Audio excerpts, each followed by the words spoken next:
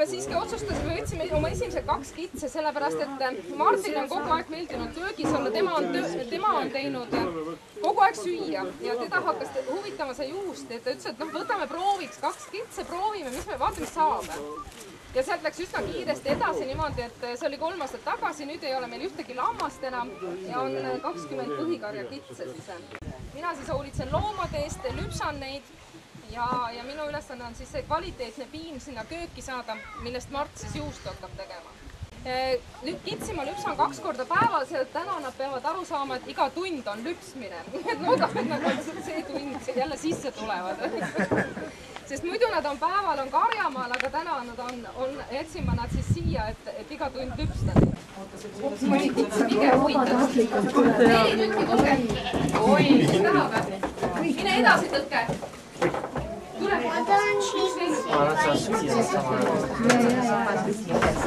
Üks kits ei taha edasi tulla. Tule, tõke.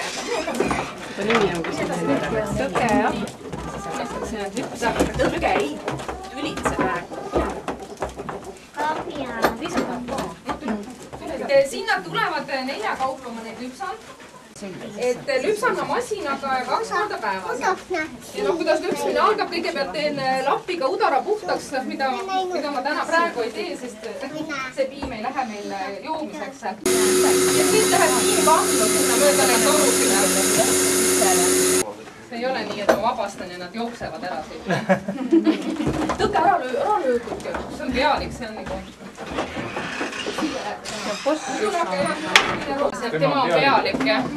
Pealik, jah, tema ise teab, millal Timo järgi käib kõik. Tema ütleb, kes sööb, millal sööb, kes läheb kuhu ja nii on. Aga nüüd lähed sina ikkagi ära.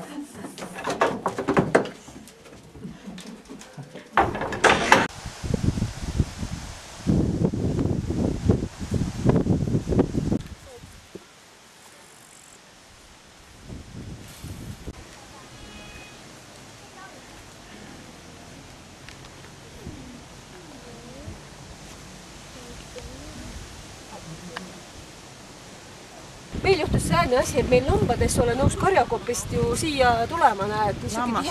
Rahvaseltsi. Ja pidan üks heer tooma. On hääd, see ongi. Saa muretse kodu õnne jahu. Minu ei saagi vist enam minema, sest Leonid on mängumajale. Õige ja samal kui sul enne pugav istuda.